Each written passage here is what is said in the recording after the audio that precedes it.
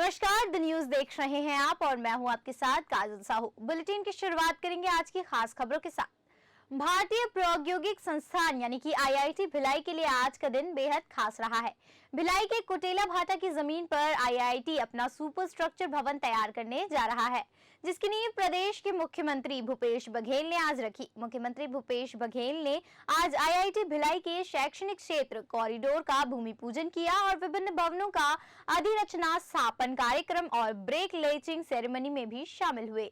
इस अवसर पर गृह मंत्री ताम्रध्वज साहू, कृषि मंत्री रविंद्र चौबे, लोक स्वास्थ्य यांत्रिकी मंत्री गुरु रुद्र कुमार भी उपस्थित रहे। शिलान्यास अवसर पर मुख्यमंत्री बघेल ने आईआईटी भिलाई संस्थान के अध्यापकों और छात्रों को शुभकामनाएं दी है। इस अवसर पर मुख्यमंत्री भूपेश बघेल ने कहा कि छत्तीसगढ़ में कोरोना काल की वजह से ये सारे विकास कार्य रुक से गए थे, लेकिन अब निर्बाध रूप से प्रगति की ओर छत्तीसगढ़ बढ़ता रहेगा। आज का शिलान्यास उसी की एक बानगी है। भिलाई के शिक्षा के क्षेत्र में अपन नाम है। दुनिया के ऐसे कोई देश नहीं हुई जो भिलाई के पढ़े लड़का मना वो देश में काम नहीं करत हुई। तो भिलाई से हमारे छत्तीसगढ़ के पहचान पूरा दुनिया में बने हैं। और आज वही में भिलाई के शान में एक और सितारा जड़ गए कि ट्रिपल आईटी के आज यहाँ स्थापना होते। जब आईआईटी के स्थापना की बात होते, जब 50 के दशक में जवाहरलाल नेहरू जी जब एक शुरुआत करी 5 आईआईटी से, तो वो समय कम साधन के बाद भी आईआईटी के निर्माण करना कोई हंसी मजाक नहीं रही से। आज देश के अर्थव्यवस्था के कई गुना कम रही से, तेकर बाद भी शिक्षा के महत्व समझते हुए ओकर निर्माण किए गए। और अतेक साल बाद 50 का 70 साल के बाद पूरा हिंदुस्तान में जिन आईआईटी बने हैं, आज सबसे नौजवान आईआईटी भिलाई में बने हैं और ओकर नंबर 23वां है। स्वास्थ्य मंत्री टीएस सिंहदेव प्रदेश में कोरोना का ग्राफ बढ़ने की बात स्वीकारी है। उन्होंने इसकी मॉनिटरिंग समय समय पर किए जाने की भी बात कही है, ताकि लोगों के बीच संपूर्ण गाइडलाइन का पालन अच्छी तरीके से किया जा सके और संक्रमण से लोगों को बचाया जा सके। छत्तीसगढ़ में कोरोना संक्रमण लगातार पैर पसार रहा है। पिछले 2 दिनों में कोरोना के कारण 46 लोगों की मौत प्रदेश भर में हो चुकी है। स्वास्थ्य मंत्री टीएस सिंहदेव ने पत्रकारों से बातचीत करते हुए बताया कि जिस तरीके में 2 दिनों में संक्रमण के मामले सामने आए हैं, ये काफी चिंताजनक है, लेकिन स्वास्थ्य विभाग की तैयारियां लगातार शासन स्तर पर की जा रही है। उन्होंने आगे कहा कि मॉनिटरिंग भी वे स्वयं कर रहे हैं।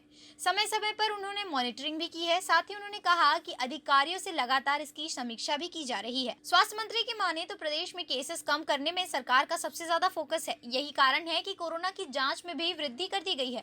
उन्होंने लोगों से अपील करते हुए कहा कि कोरोना से बचने के सिर्फ 3 उपाय है। लोगों को मास्क और सैनिटाइजर का उपयोग करना है और साथ ही साथ हाथ धोते रहना है, तभी इस बीमारी से बचा जा सकता है। जो शुरू से बात हम लोग रख रहे हैं, ये 3 जो मूल मंत्र हैं, इनके अलावा कोई रास्ता नहीं। सच्चाई ये है कि किसी सरकार के पास, दुनिया में किसी भी व्यवस्था के पास इसके अलावा कोविड को फैलने से रोकने का कोई रास्ता नहीं। कोई दवाई नहीं है, कोई स्प्रे नहीं है, कोई उपचार नहीं है। अभी तक कोई भी रास्ता दुनिया के पास नहीं है। हाथ हम लगातार धोते रहें, साबुन से 5-6 बार, सैनिटाइज कर सकें तो करें, उसमें भी केमिकल रहते हैं तो बहुत ज़्यादा सैनिटाइजेशन से भी बचना चाहिए। साबुन से हाथ धोना कहीं ज़्यादा बेहतर है। शारीरिक दूरी बना के रखना और मास्क पहनना, ये हमको आने वाले साल, 1.5 साल, 2 साल तक अपनाना पड़ सकता है, जब तक कि कोविड की वैक्सीन सबके पास ना पहुंच जाए। हल इसका कोविड की वैक्सीन आने के बाद ही चालू होगा। हल तब तक के लिए सावधानी के अलावा कोई रास्ता नहीं। बहरहाल दिवाली के बाद प्रदेश में दोबारा कोरोना का ग्राफ बढ़ते दिखाई दे रहा है। ऐसे में चिंता बढ़ना लाजमी है, लेकिन सरकार भी संक्रमण को काबू करने की बात से पीछे नहीं है। हालांकि कोरोना की जंग जीतने प्रशासन के गाइडलाइन को मानना तो पड़ेगा ही, तभी हम सब मिलकर कोरोना को हरा सकते हैं। द न्यूज के लिए रायपुर से सोनाली जायसवाल की रिपोर्ट। गृह मंत्री ताम्रध्वज साहू ने पुलिस जवानों को तनाव मुक्त होकर कार्य करने की सलाह दी है। साथ ही गृह मंत्री ने अपर मुख्य सचिव को आवश्यक निर्देश दिए हैं।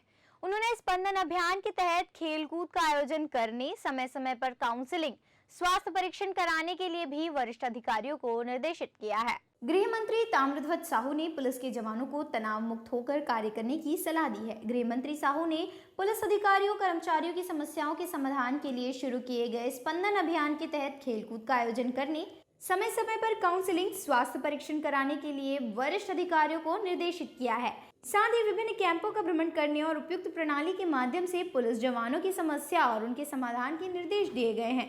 गृह मंत्री ने अपर मुख्य सचिव गृह सुब्रत साहू, पुलिस महानिरीक्षक डीएम अवस्थी एवं पुलिस महानिरीक्षक नक्सल अभियान के अशोक जुनेजा की बैठक लेकर इस संबंध में आवश्यक निर्देश दिए हैं। गृह मंत्री ताम्रध्वज साहू ने सभी पुलिस अधिकारियों से बीते 3 घंटों के भीतर प्रदेश के जवानों द्वारा किए जा रहे आत्महत्या के प्रकरण को लेकर जवाब मांगा है। गृह मंत्री ने कैंप में निवास कर रहे जवानों की आत्महत्या पर गंभीर चिंता भी जताई है। गृह मंत्री ताम्रध्वज साहू ने अधिकारियों से कहा कि हमारे जवान प्रदेश वासियों की सुरक्षा के लिए अपने घर से दूर रहकर सेवा दे रहे हैं। ऐसे में हमारी जिम्मेदारी बनती है कि उनकी परेशानियों को समझा जाए और उनका तत्काल निराकरण भी किया जाए, ताकि जवान किसी भी तरह के आत्मघाती कदम उठाने में गुरेज न करे। Bureau report, the news. विगत कुछ दिनों में पुलिस के अधिकारी और कर्मचारियों के आत्महत्या के प्रकरण सामने आए हैं। घटना अभी लगभग 24 घंटा पहले 3 अधिकारी कर्मचारी आत्महत्या कर लिए थे। 2 आरक्षक थे और 1 एएसआई। इसके पहले भी कैंपों में जो रहने वाले हैं थाना में आत्महत्या किए थे। तो इस संबंध में समीक्षा के लिए कि क्यों ऐसा हो रहा है, आज मैंने बैठक लिया जिसमें अपर मुख्य सचिव गृह सुब्रत साहू और डीजीपी श्री अवस्थी जी और स्पेशल डीजीपी श्री जुनेजा जो नक्सल अभियान भी देखते हैं, उनको बुलाया था, बैठकर चर्चा किया और एक घटनाक्रम के विषय में समीक्षा के दौरान हम लोगों ने सामान्य तौर पे देखा कि हर प्रकार की व्यवस्था सरकार के द्वारा की जा रही है। पहले जो बैरकों की स्थिति होती थी, जवानों की छुट्टी और अन्य सुविधाएं, स्वास्थ्य सुविधा, परिवार से मिलना, छुट्टी, तो उसकी अपेक्षा अब सुविधाएं ज़्यादा हम लोग दे रहे हैं। उनको पीटी भी करा रहे हैं, योगा भी करा रहे हैं, स्वास्थ्य शिविर भी लगा रहे हैं, परिवार से बातचीत भी करा रहे हैं, छुट्टी भी बराबर दे रहे हैं। सड़क दुर्घटना की आए दिन खबरें आती रहती है। इस बार कोंडागांव जिले में दर्दनाक हादसे में एक ही परिवार के 4 लोगों की शिकार हो गई और 4 की मौत भी हो गई। हादसा इतना भयानक था कि गाड़ी के परखच्चे उड़ गए और इस घटना में 4 लोगों ने अपना दम तोड़ दिया है। कोंडागांव जिले में दर्दनाक सड़क हादसे में एक ही परिवार के 4 लोगों की मौत हो गई है। हादसा इतना भयानक था कि गाड़ी के परखच्चे उड़ गए। वहीं गंभीर रूप से घायल एक व्यक्ति को इलाज के लिए अस्पताल में भर्ती कराया गया। घटना की जानकारी मिलते ही तत्काल सिटी कोतवाली और कोंडागांव की यातायात टीम मौके पर पहुंची। जानकारी के अनुसार बीती रात एक तेज रफ्तार कार सड़क किनारे ट्रक से जा टकराई। हादसे में कार के परखच्चे उड़ गए। कार में सवार 5 में से 4 लोगों की मौके पर ही मौत हो गई। जैसे तैसे कार के अंदर से 3 मृतकों के शव को बाहर निकाला गया, लेकिन एक शव को निकालने के लिए कार के पुर्जे काटने पड़े और जेसीबी की सहायता से आधी रात को शव को कार से बाहर निकाला गया। मृतकों की पहचान पिंटू कावड़े, पत्नी प्रभा कावड़े, बेटा लोकेश कावड़े और राहुल कावड़े के रूप में की गई है। इस दौरान कार में सवार मृतक का परिजन गंभीर रूप से घायल है। पिंटू कावड़े अपने परिवार के साथ शादी समारोह में जा रहा था। जब वापस लौट रहा था तब भयानक हादसा हो गया। कोंडागांव पुलिस ने सभी शवों को पंचनामा कर और पोस्टमार्टम करने के बाद परिजनों को सौंप दिया। कावड़े परिवार बीजापुर का रहने वाला था। घटना जोबा के पास घटी है। Bureau report, the news. यहाँ रुकते एक छोटे से ब्रेक के लिए, ब्रेक के बाद जल्द लौटेंगे। नमस्कार दोस्तों, वर्ल्ड मीडिया परिवार लेकर आ रहा है एक ऐसा समाचार चैनल जो दर्पण का कार्य करेगा। जैसा कि कहते हैं दर्पण कभी झूठ नहीं बोलता। हमारा समाचार चैनल द न्यूज कभी खबरों से समझौता नहीं करेगा। हमारे पास अनुभवी पत्रकार, टेक्नीशियन, आधुनिक उपकरण और नई ऊर्जा के साथ हम आपके समक्ष लेकर आ रहे हैं द न्यूज को।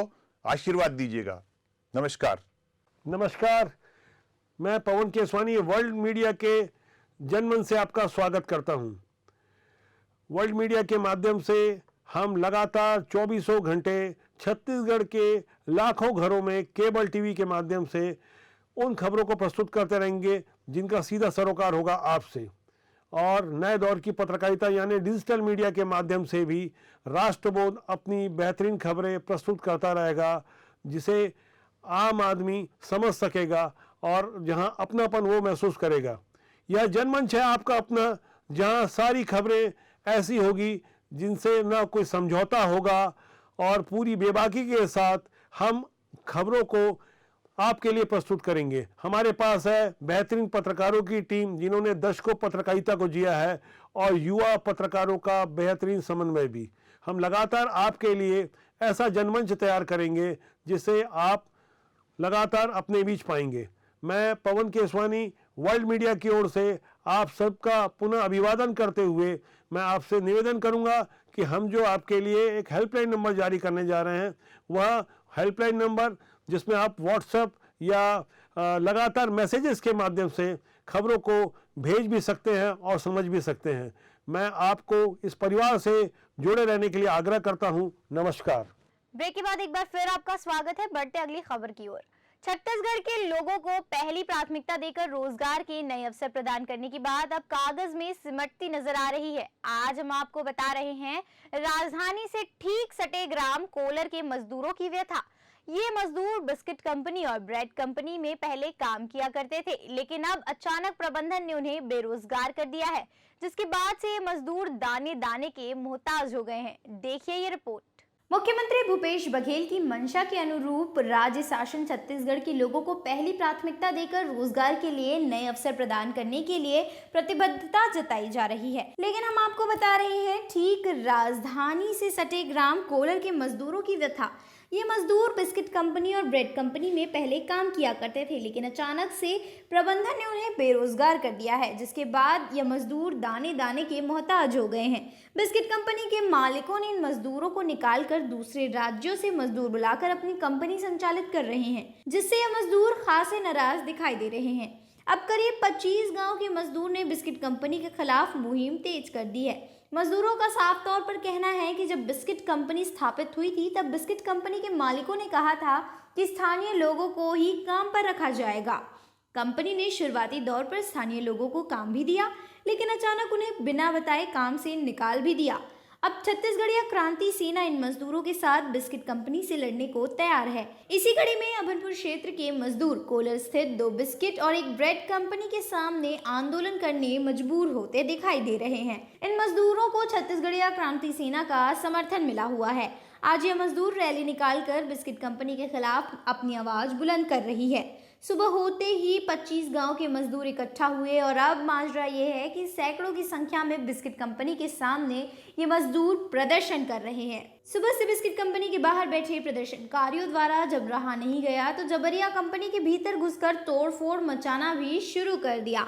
मारुति मैजिक वैन को करीब सैकड़ों ग्रामीण मजदूरों के द्वारा डंडे और लाठी से क्षतिग्रस्त किया गया। स्थानीय मजदूरों का गुस्सा इतना तेज था कि वाहन को पलटकर आग लगाने की भी कोशिश की गई। जानकारी के मुताबिक बिस्किट और ब्रेड कंपनी में स्थानीय मजदूर को हटाकर दूसरे राज्य के मजदूरों को कंपनी पर लगाकर कंपनी मालिक अपनी फैक्ट्री संचालित कर रहे हैं, जिसके चलते स्थानीय मजदूरों का गुस्सा फूट पड़ा है। हालत ये है कि दिगर मजदूरों को 2 पहिया वाहन और मैजिक वाहन को स्थानीय मजदूरों ने क्षतिग्रस्त भी कर दिया है।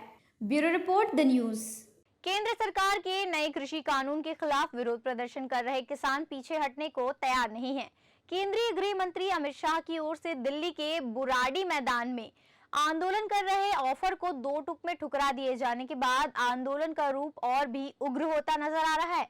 किसान संघ ने रामलीला मैदान अथवा जंतर मंतर पर आंदोलन की अनुमति दी जाने की बात कही। हालांकि बुराड़ी मैदान को ओपन जेल का समान बना दिया गया है। इधर किसान संघ ने सरकार को चेताया है कि उनके पास सिर्फ 4 महीने का ही राशन है, सरकार उनके धैर्य की परीक्षा ना ले। किसानों ने दिल्ली आने वाली 5 एंट्री पॉइंट पर घेराबंदी की भी चेतावनी दी है। आंदोलन के कारण टिर्की बॉर्डर पर 10 किलोमीटर लंबा जाम भी लगा हुआ है। दिल्ली में चल रहे किसान आंदोलन का छत्तीसगढ़ के मुख्यमंत्री भूपेश बघेल ने समर्थन किया है। सीएम ने कहा कि ऐसे कानून की मांग किसी से नहीं की थी, ना ही राजनीतिक दल, ना ही किसी संगठन ने ऐसे कानून की मांग की है। ऐसे कानून के पीछे ये दरवाजे से किसानों को थोप दिया जाता है। ये कानून किसानों के लिए नहीं बल्कि ये पूंजीपतियों के लिए कानून होना चाहिए। सीधी सी बात है कि ऐसा कानून जिसकी मांग किसी ने नहीं की थी, न किसी राजनीतिक दल ने, न किसी किसान संगठन ने, ऐसे कानून को पीछे दरवाजे से इसको थोप दिया गया। जबकि कृषि है वो राज्य का विषय है, लेकिन विपणन शब्द जोड़ के केंद्र सरकार ने उसे 3 कानून पास किए, जिसका विरोध सर्वत्र हो रहा है।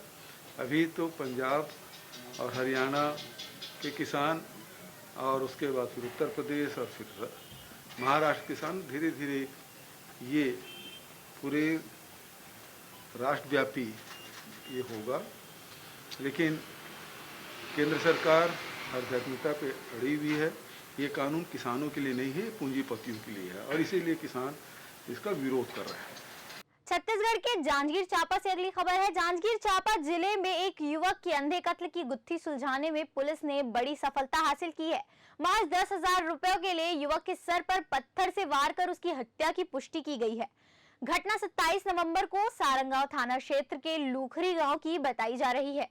जांजगीर चांपा जिले में युवक के अंधे कत्ल की गुत्थी पुलिस ने सुलझा ली है। महज 10,000 रुपए के लिए युवक के सिर पर मट्टी पत्थर पटक पटक कर उसकी हत्या कर दी गई। घटना 27 नवंबर को सारंगांव थाना क्षेत्र के लूखरी ग्राम में घटित हुई है। दरअसल सारंगांव की पुलिस के लूखरी के कोटवार ने सूचना दी कि गांव के खेत में एक व्यक्ति की लाश पड़ी हुई है, जिसके चेहरे पर गंभीर चोटों के निशान है। मौके पर पहुंची पुलिस ने मृतक की शिनाख्त विनोद कुमार भारद्वाज के रूप में की गई। जाँच पड़ताल के दौरान पता चला कि मृतक का आरोपी दारा सिंह निवासी बलौदा बाजार से पैसों का लेन देन था।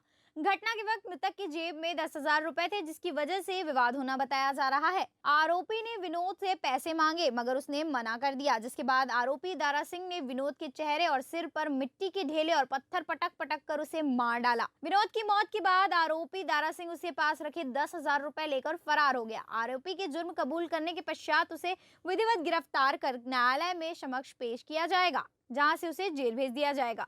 सारगांव थाना क्षेत्र का ये मामला है, जिसमें सूचक ग्राम कोटवार लखुरी के द्वारा थाने में पुलिस को मोबाइल के द्वारा ये सूचना दी गई कि गांव में खेत में एक अज्ञात व्यक्ति की लाश पड़ी हुई है, जिस पर पुलिस तत्काल ही मौके पर पहुंची और देखा गया कि उस अज्ञात मृत व्यक्ति को सिर और चेहरे में चोट पहुंचाकर किसी अज्ञात आरोपी के द्वारा उसकी हत्या की गई थी, जिसमें थाने में 302 के तहत अपराध पंजीबद्ध किया गया और इसमें विवेचना की जा रही थी और आरोपी की पतासाजी हेतु पुलिस की टीम गठित की गई थी। इसी दौरान संदेह के आधार पर दारा सिंह जांगड़े को पुलिस हिरासत में लिया गया और उससे कड़ाई से पूछताछ की गई, जिस पर उसने बताया कि पैसे की लेन देन के मामले में विवाद होने पर उसने मारपीट कर मृतक विनोद कुमार भारद्वाज की हत्या की और उसके जेब में रखे 10,000 रुपये भी उसने ले लिए थे। इसमें दारा सिंह जांगड़े ने अपराध कारित करना स्वीकार किया, जिस पर उसकी विधिवत गिरफ्तारी की गई और उससे 10,000 रुपये भी बरामद किए गए और साथ ही उसकी बाइक को भी जब्त किया गया।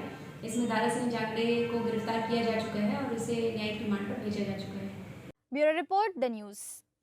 बस्तर पुलिस को एक बड़ी सफलता हासिल हुई है। शहर के अलग अलग एटीएम मशीनों से बीते 3 माह के भीतर फर्जी तरीके से करोड़ों रुपए गायब करने वाले 2 शातिर अपराधियों को पुलिस ने गिरफ्तार किया है। दोनों शातिर अपराधियों उत्तर प्रदेश के जौनपुर के रहने वाले बताए जा रहे हैं। बस्तर पुलिस ने बुधवार को बड़ा खुलासा किया है। शहर के विभिन्न एटीएम मशीनों से बीते 3 माह से भीतर फर्जी तरीके से करोड़ों रुपए गायब करने वाले 2 शातिर अपराधियों को पुलिस ने गिरफ्तार कर लिया है। दोनों शातिर MBA के स्टूडेंट हैं और उत्तर प्रदेश के जौनपुर के रहने वाले बताए जा रहे हैं। बस्तर पुलिस के अनुसार बीते 3 माह से शहर के विभिन्न क्षेत्रों में स्थित SBI बैंक ATM मशीनों से करोड़ों रुपए गायब होने की शिकायत बैंक अधिकारियों के द्वारा बीते 23 नवंबर को कोतवाली थाना में दर्ज कराई गई थी, जिसके बाद बस्तर पुलिस ने मामले को गंभीरता से लेते हुए जांच करना शुरू किया। पुलिस ने संदिग्धों से पूछताछ करते हुए मामले के सभी सूक्ष्म बिंदुओं पर तीखी नजरों से जांच की और पूरी जांच होने के बाद आखिरकार पुलिस ने 1 हफ्ते के भीतर ही 2 आरोपियों यानी कि अनुराग यादव और जनार्दन यादव को धर दबोचा है। बस्तर एसपी ने बताया कि आरोपी उत्तर प्रदेश के जौनपुर के निवासी है, जो कि अपने ही खाते में पैसे निकालकर कुछ पैसे एटीएम में छोड़ देते थे। उसके बाद बैंक में कंप्लेन करते थे कि उन्हें एटीएम से पैसे निकाले थे जो एटीएम में ही फंस गए हैं। इस कंप्लेन के आधार पर बैंक के द्वारा उनके खातों में पैसे ट्रांसफर कर दिए जाते थे। ऐसा करते करते बीते 3 महीनों से करोड़ों रुपए का एटीएम फ्रॉड दोनों आरोपियों द्वारा किया जा चुका है। आरोपियों के पास 2 लाख रुपए नकदी, महंगे मोबाइल फोन, चेकबुक और एटीएम कार्ड बरामद किए गए हैं। दोनों आरोपी केवल एक दूसरे बैंक के कार्ड से केवल एसबीआई एटीएम में ही फ्रॉड करते थे। जगदलपुर में उन्होंने 1 करोड़ 18 लाख रुपए का चूना बैंक को लगा दिया है। बस्तर पुलिस पहले इनके जौनपुर वाले ठिकाने में दबिश दी, मगर दोनों दिल्ली रवाना हो चुके थे। दिल्ली पुलिस की मदद से बस्तर पुलिस दोनों शातिर ठगों को गिरफ्तार करने में सफल हुई है। कोतवाली थाना में दिनांक 23 तारीख को एक अपराध दर्ज करवाया गया बैंक एसबीआई के द्वारा, जिसमें उनके द्वारा ये बताया गया है कि उनके जो शहर के एटीएम हैं, लालबाग, कोठारी मार्केट और अन्य एटीएम है, वहाँ से पैसे अकाउंट से डेबिट होने के बाद एटीएम में एरर मैसेज आ रहा था कि पैसा विथड्रॉ नहीं हुआ है, जिस कारण से शिकायत प्राप्त होने पे पैसे वापस उनको रिफ़ंड कर दिया था बैंक में, जबकि एटीएम से भी पैसा रिफ़ंड हो जा रहा था। ये लगभग 3 महीने से इस प्रकार का धोखाधड़ी हो रहा था, जिससे कि अज्ञात व्यक्तियों द्वारा लगभग 1 करोड़ 8 लाख रुपए से भी अधिक, अब तक की जानकारी में उतने से अधिक पैसे का धोखाधड़ी बैंक के साथ किया गया है। मामला गंभीर होने के कारण तत्काल additional SP Shri OP Sharma के नेतृत्व में एक टीम बनाया गया, जो टीम तत्काल साइबर सर्वेलेंस और अन्य साक्ष्यों की मदद से हम लोगों ने संदेहियों को पतासाजी शुरू कर दिया और एक विशेष टीम बनाकर अनुमति लेकर के हम लोग यूपी के जौनपुर जिले में वहां से 2 आरोपियों को हम लोगों ने गिरफ्तार किया है। Bureau report the news. आज के इस बुलेटिन में फिलहाल इतना ही। मुझे दीजिए इजाजत और आप बने रहिए द न्यूज के साथ। नमस्कार।